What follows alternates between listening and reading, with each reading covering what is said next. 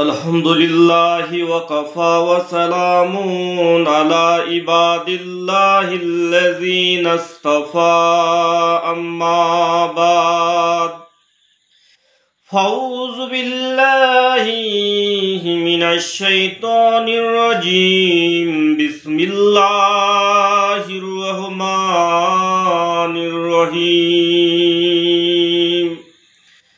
वमा खलक़्तुल जिन्ना वल इंसा इल्ला लियअबुदून सदक़ल्लाहुल अज़ीम व सदक़र रसूलुम मिन नबियुल करीम।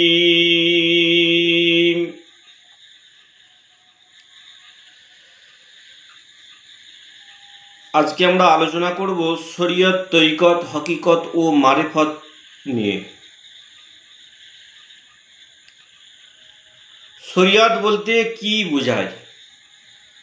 শরীয়ত আল্লাহ পাক কোরআন পাকে প্রকাশ্য যেটা হুকুম করেছে, নামাজ, রোজা, হজ, যাকাত, কলমা, প্রকাশ্য যেটা হুকুম করেছে সেটা হচ্ছে শরীয়ত। আর শরীয়ত পালন করলে কোনোদিন ওলি হতে পারে না। শরীয়তে কামেল হওয়া সাথে সাথে তরিকতের মঞ্জিল ধাপ শুরু হয়ে যায়। শরীয়ত বলতে আল্লাহ তাআলা ও তার রসুল, ফেরেশতা মণ্ডলী, নবী এবং কিয়ামতের দিন সমস্ত আদেশ নিষেধ সম্পূর্ণরূপে বিশ্বাস, পূর্ণরূপে জীবনের সহিত বাস্তবে পরিণত করাকে বোঝায়। এটাই হচ্ছে শরীয়ত। শরীয়তে কামেল হওয়ার সঙ্গে সঙ্গে মঞ্জিলে তরিকতের ধাপ শুরু হয়। ভালো করে বোঝা দরকার আছে। শরীয়তে কামেল হওয়ার সাথে সাথে মঞ্জিলে তরিকতের ধাপ শুরু হয়ে যায়।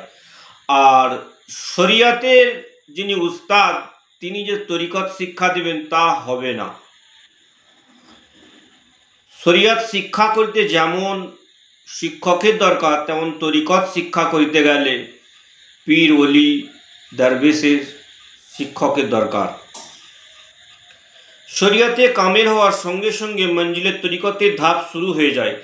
শরীয়তের শেষ ধাপ পূর্ণ হওয়ায় তরিকতের প্রথম ধাপ বোঝায়। কামেল শরীয়তের আলামত এই যে আমি শরীয়তের কামেল হয়ে গেছি, এটার আলামত কি, নিশানি কি? ইবাদতের দ্বারা অন্তরে এক প্রকার স্বাদ, লজ্জত উপলব্ধ হয়ে থাকে। সেই জন্য শরীয়তের প্রত্যেক অঙ্গ প্রত্যঙ্গ অন্তরে স্বাদে বিভোর হয়ে পড়ে। ফলে আবেদ, জাহিরি, প্রকাশ্য ইবাদত এবং করিতে বাতিনি অপ্রকাশ্য ইবাদত সক্ষম হয় এবং সঙ্গে সঙ্গে শারীরিক জিসমানি ইবাদতের সহিত আন্তরিক রুহানি ইবাদত শুরু হয়। ইহাকে তরিকতের প্রথম ধাপ বলা হয়। তরিকত বুঝে গেল, শরীয়ত তরিকত যখন তরিকতে কামেল হয়ে যায় তখন ফের তরিকত শুরু হয়। তরিকত বলতে এই পথকে বোঝায় যার দ্বারা ইবাদতকারী আধ্যাত্মিক সাধনা শুরু হয়। আধ্যাত্মিক সাধনা শুরু হয়, ফলে তার রুহু ও কলব আধ্যাত্মিক সাধনার দিকে পরিচালিত হয়। শরীয়ত শিক্ষা করতে গেলে যেমন উস্তাদ, ফকির, মুহাদ্দিস দরকার হয়, তেমন তরিকত শিক্ষা করিতে গেলে মুর্শিদ কামেলেরও দরকার হয়। তাহাদের দ্বারা বাতিনি শিক্ষা, জেকের সবল নিয়ম পদ্ধতি শিক্ষা হইয়া থাকে। ফলে জেকেরকারী আধ্যাত্মিক শিক্ষিত হয় এবং কলব, রুহু ইবাদতের আসবাদ পাইতে থাকে। আলা বিযিকরিল্লাহি তাতমাইন্নাল কুলুব। মুর্শিদ বা পীর পথ প্রদর্শক মাত্র। যেমন কেউ কোনো অজানা অথবা অন্ধ মুসাফিরকে দস্তগীর করিয়া গন্তব্যস্থানে পৌঁছাইয়া দেয়, তেমনি মোর্শেদ কামেল আপন শিষ্যকে বাতিনি শিক্ষার ভ্রান্তর পথ হইতে দূরে রাখিতে চেষ্টা করেন এবং আধ্যাত্মিক শিক্ষার পথে সাহায্য করিয়া থাকেন। কিন্তু প্রকৃতপক্ষে রাহনুমার 4 লাইনে, যা শরীয়ত, তরিকত, হকিকত ও মারেফত, যার মালিক খোদা আল্লাহ পাক, ইলমে জাহেরির সঙ্গে ইলমে বাতিনি পারস্পরিক সংযোগ রয়েছে। ইলমে জাহেরি শিক্ষায় যেরূপ শিক্ষার দরকার, সেইরূপ ইলমে বাতিনি মোর্শেদ কামেলের দরকার। আবার কতক বুজুর্গণ লিখেছেন যে মানুষ খোদা প্রাপ্তির পথে কোনো শিক্ষকের দরকার করে না, বরং তার কুদরতি হাত দ্বারা তিনি প্রকাশ করিয়া থাকেন। কিন্তু ইহা তাহা আদতের খেলাফ, এই জন্য খুব কম ক্ষেত্রেই এইরূপ হইয়া থাকে। মোট কথা, সালেক তরিকতের মধ্যে কামেল হইয়া যায়, তখন হকিকতের প্রথম ধাপ খুলিতে থাকে। প্রথম সিঁড়িতে যখন পা রাখেন, হকিকত অর্জন করিতে সক্ষম হন। হকিকত বলতে এই পথকে বুঝায় যে পথে অনুসরণ করলে সকল সৃষ্টির প্রকৃত ভেদ তথ্য সম্পর্কে জ্ঞান হৃদয়ের অঙ্কিত হইয়া থাকে, মানে হৃদয়ে ভাসতে থাকে। তাহার নিকটে কোনো সৃষ্টি সম্পর্কে সন্দেহর হৃদয়ে স্থান পায় না। যখন খোদা তাআলা সকল কায়নাতকে সৃষ্টি করিয়াছেন, তখন প্রত্যেক বস্তুর মধ্যে খোদা লুকিয়ে আছেন, এরকম ভাব সালেকের দৃষ্টিগোচরক হয়।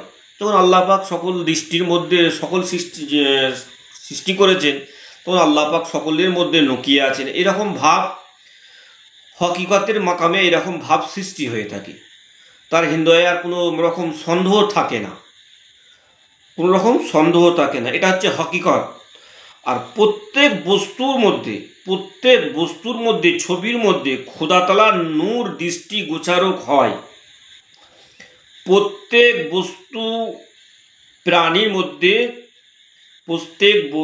ছবির মধ্যে খোদা তাআলার নূর দৃষ্টি গোচরক হওয়াকে মারেফতের প্রথম ধাপ বলে। নূর দৃষ্টিতে আসে, নজরে আসে। প্রত্যেক বস্তুতে যখন আল্লাহ পাক সৃষ্টি করেছেন, তখন প্রত্যেক বস্তুর মধ্যে আল্লাহ লুকিয়ে আছেন, এই ভাবটা হলো হকিকত। আর প্রত্যেক জিনিসের মধ্যে যখন নূর নজরে আসবে, নূর চোখে যখন দেখবে, নূর নজরে আসবে, তখন বুঝতে হবে যে আমি প্রথম মারেফতের ধাপে, মারেফতের মঞ্জিলে মানে কদম রেখেছি। মারেফত বলিতে এই বুঝায় যে মাকামে সালেক দিব্য দৃষ্টিতে আল্লাহ তাআলা নূর বা জ্যোতিকে উপলব্ধি করিয়া থাকেন। এই মারেফত শুধু ইয়াকিন এবং মুশাহাদার পরিলক্ষিত হইয়া থাকে। এগুলো খাস মানুষের জন্য, যারা সত্যিকারে আল্লাহ পেতে চায়, আল্লাহকে পরিচয় করতে চায়, তাদের জন্য।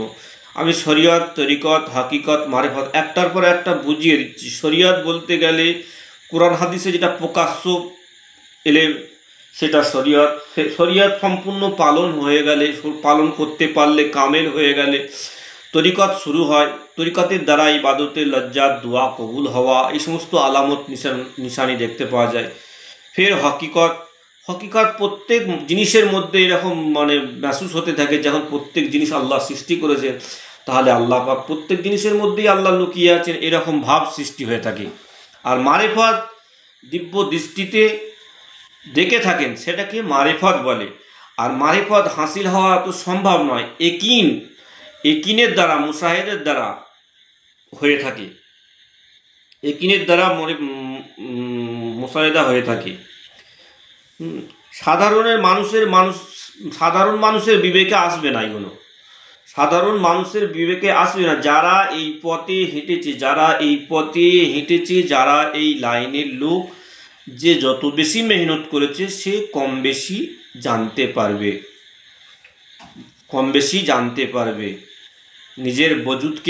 নিজের বজুতি আল্লাহ পাক সব কিছু সমস্ত সামান রেখেছে, যে নিজেকে চিনেছে সে আল্লাহকে চিনেছে। যে নিজেকে চিনেছে সে আল্লাহকে চিনেছে। যে নিজেকে চিনেছে সে আল্লাহকে চিনেছে। ওমা আলাইনা ইল্লাল বালাগ।